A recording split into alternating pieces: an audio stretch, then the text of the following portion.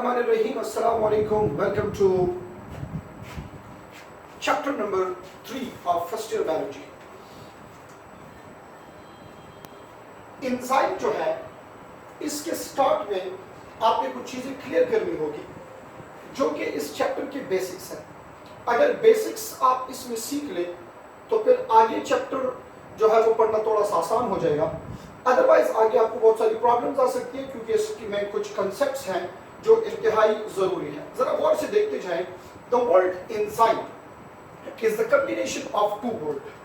एक इसमें हमारे पास है एन जिसका मतलब है इनसाइट, एन इनसाइट, और सेकंड वर्ड यहाँ पे है जाइम जिसका मतलब है यीस्ट। तो मतलब क्या है? इनसाइड यीस्ट का मतलब यहाँ पे क्या है? They were first time discovered in yeast. सबसे पहले इसको यीस्ट में देखा गया था और वो जो फर्स्ट एंजाइम है वो असल में डिफरेंट जगहों पे आपको डिफरेंट बुक्स में डिफरेंट एंजाइम का नाम मिलेगा जो कि फर्स्ट डिस्कवर्ड एंजाइम है। कहीं पे कैटलेज लिखा है, कहीं पे डिफरेंट और ब्रेकडाउन एंजाइम जो है वो लिखे गए हैं। मेरी बात याद रखिए, जो चीज आपके कोर्स में नहीं है उसको आप ना छेड़ें। अक्सर स्टूडेंट से गलती करते हैं, हर एक चीज को गूगल करते रहते हैं और उसमें बहुत सारी चीजें ऐसी होती है जो आपको गलत मिल जाती है। गूगल एक ऐसी चीज है जिसमें आप खुद कुछ भी किसी वेबसाइट में किसी जगह पे डाल सकते हैं, वहां पे इसको अपलोड कर सकते हैं। फिर अगर कोई भी उसको सर्च करे और वो वहां पे आ जाए तो वो चाहे गलत हो या ठीक हो उसका तो कोई पता नहीं। तो कोशिश करें इन चीजों से बचें और जो आपके बुक में जो चीजें हैं उसको ज्यादातर कवर करते रहें, ज्यादातर उसको क्लियर करें। अच्छा जी, कुछ चीजें यहाँ पे इंतहाई जरूरी है, इंपॉर्टेंट है, ये आपने सीखनी है। पॉइंट नंबर 1, आपने सबसे पहले सीखना है कि एंजाइम करता क्या है और इसको आपने डिफाइन कैसे करना है। बिल्कुल गौर से देखें। एंजाइम जो है they are biological catalyst, they are biological catalyst which speed up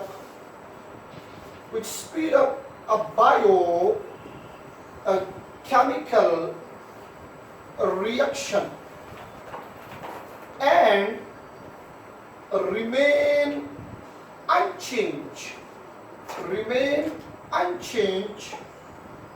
after the reaction। ये बायोलॉजिकल कैटलिस्ट है और ये एक रिएक्शन को स्पीड अप करते हैं। बायोकेमिकल रिएक्शन जो है इसको स्पीड अप करते हैं और फिर रिएक्शन के बाद ये कंप्लीटली अपने ओरिजिनल पोजीशन में, ओरिजिनल हालत में आ जाता है। तो आपको याद होना चाहिए कि it remain unchange after the reaction is complete. अच्छा गौर से देखते जरा, इस डेफिनेशन की ज्यादा समझ आपको तब आएगी जब मैं रिएक्शन ऑफ एंजाइम, कैसे एक एंजाइम रिएक्शन में टेम्पररी इन्वॉल्व होता है, टेम्पररी, इसको आप याद रखें। अच्छा, एंजाइम का केमिकल नेचर हमारे पास क्या होगा? केमिकली एंजाइम जो है ये क्या होगा? गौर से देखिए जरा, एंजाइम जो है ये केमिकली क्या है? तो chemically enzyme is actually protein. Enzyme जो है ये केमिकली क्या है? Chemically enzyme is protein in nature. और आपने चैप्टर 2 में पढ़ा था कि प्रोटीन्स हमारे पास दो तरह की है, फाइब्रस प्रोटीन भी है, ग्लोब्यूलर प्रोटीन भी है। तो एंजाइम कौन सा प्रोटीन है? Enzyme is actually globular protein. कौन से शेप का प्रोटीन है? ग्लोब्यूलर प्रोटीन है। मैं एक सेंटेंस लिख रहा हूं जो आपने समझना है और वो बहुत ज्यादा जरूरी है। वो सेंटेंस ये है कि all enzymes are proteins except one। वो एक्सेप्शनल क्या है? आपकी बुक में तो नहीं है बट इसको आप थोड़ा सा याद कर लें। वो एक्सेप्शनल केस जो है वो एंजाइम राइबोजाइम है।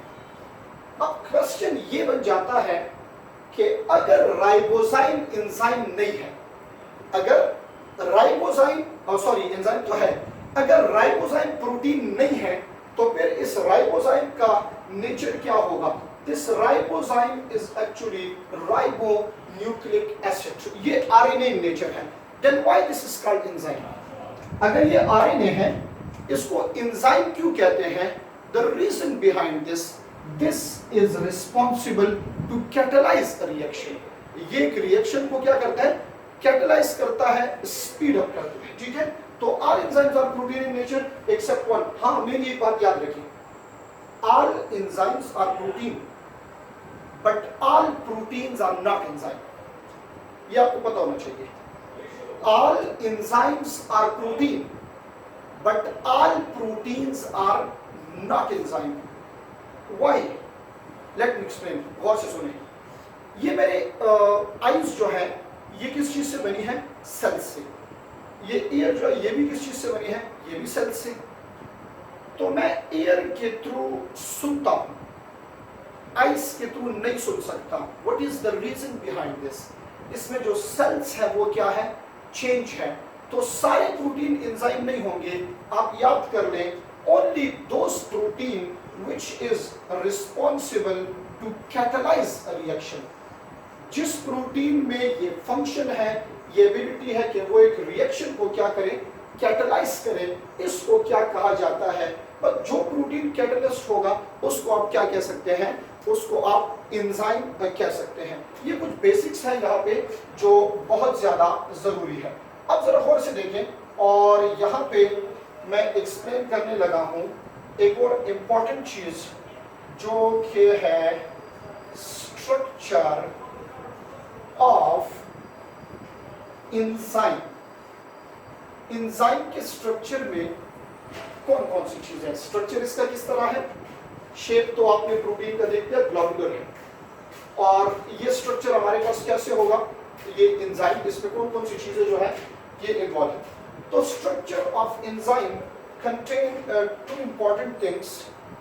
One is called active site and the other is called allosteric site. Active site and allosteric site. Active site क्या है? Active site is the region where substrate attach at the time of reaction। ठीक है, active site क्या है? This is the reason where substrate attach at the time of reaction. गौर करें, सीखे इसको। सपोज करें this is an active site of enzyme. ये हमारे पास एंजाइम पे क्या है? एक्टिव साइट है। दिस इज द रीजन जहां पे जाके सबस्ट्रेट ने अटैच होना है। क्लियर है ये बात? चलिए जी देखिए जरा।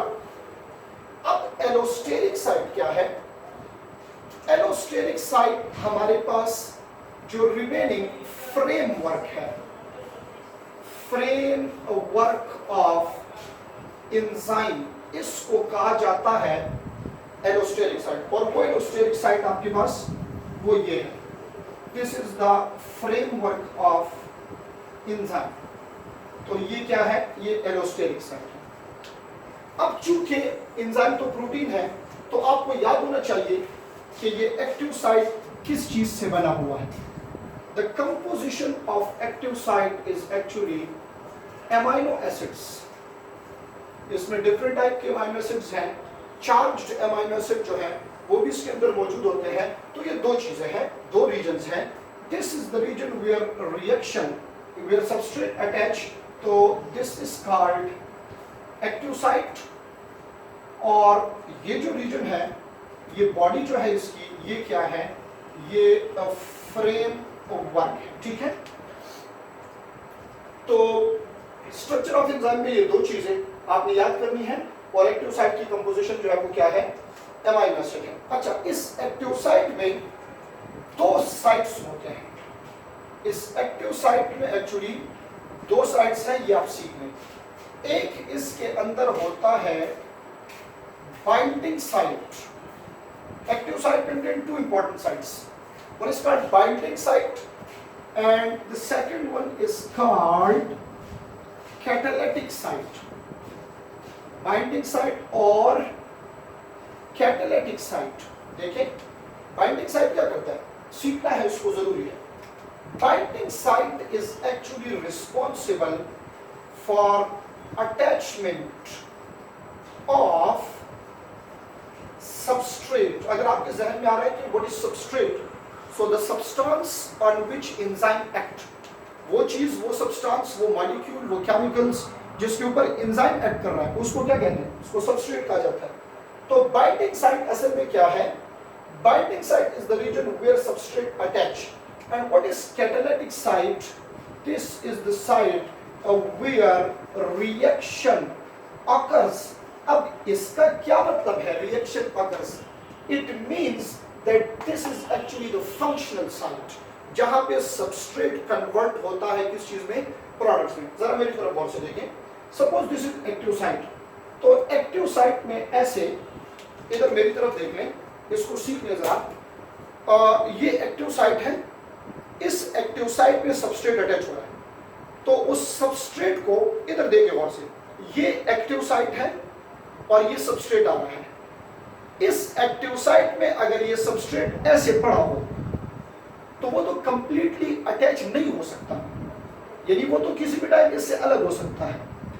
तो इसके अंदर जो बाइंडिंग साइट है, इस बाइंडिंग साइट का काम क्या है, write down, it hold the substrate. ये सबस्ट्रेट इस एक्टिव साइट में आ रहा है, तो ये एक्टिव साइट का जो बाइंडिंग साइट है वो इस सबस्ट्रेट को क्या करता है, इट होल्ड द सबस्ट्रेट. और जब इसको होल्ड करता है तो फिर कैटालिटिक साइट में ये सबस्ट्रेट कन्वर्ट हो जाता है किस चीज के अंदर, प्रोडक्ट के अंदर. आपके एक्सरसाइज में एक क्वेश्चन है और एक्सरसाइज में वो क्वेश्चन ये है कि द बॉन्ड बिटवीन, गौर से देखिए ये ईटा में आ सकता है और बहुत सारे स्टूडेंट्स इसको गलत करते हैं. वो क्वेश्चन ये है कि बॉन्ड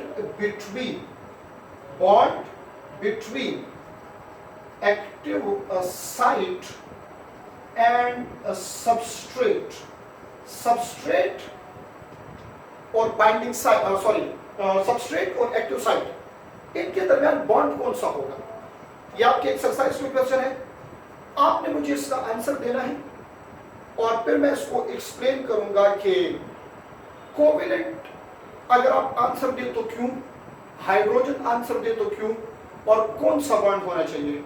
मेरे ख्याल से ये चीज़ थोड़ी सी कॉम्प्लिकेटेड है, तो मैं इसको अभी से एक्सप्लेन कर लेता हूँ क्योंकि स्टूडेंट्स बाद में इसमें कंफ्यूज हो जाएंगे और हो सकता है वो एमसीक्यूज गलत कर लें. तो मैं आपको सिंपल सी चीज़ ड्रा करके बताता हूँ. सपोज हम इस एक्टिव साइट पे यहाँ लगा रहे हैं एक सबस्ट्रेट. ये आगे रिएक्शन मैकेनिज्म में आएगा, बट यहाँ इसका बेसिक क्लियर करना इंतहाई ज़रूरी है, ठीक है. और इस चैप्टर में कुछ टर्म्स यूज होते हैं, functional group, coenzyme, cofactor, allosteric, जो क्या है, हालो एंजाइम, एपो एंजाइम, ये सारी चीजें आप आगे जाके हमने क्लियर करनी है. पहले ये देखिए, सपोज ये है एक सबस्ट्रेट और ये एंजाइम है. तो ये एंजाइम का एक्टिव साइट है, ये रेड कलर का. इन दोनों के अंदर, इन दोनों के दरमियान जो बॉन्ड है वो कौन सा बॉन्ड है. उस एमसीक्यू के आंसर में दो पॉसिबल आंसर है. एक है कोवेलेंट और दूसरा है हाइड्रोजन बॉन्ड. क्या, हाइड्रोजन नहीं जी, हाइड्रोजन बॉन्ड. कुछ हमारे लोग हाइड्रोजन कहते हैं, जो भी है समझ लें इसको. कोवेलेंट या हाइड्रोजन, इसमें से कौन सा ठीक है.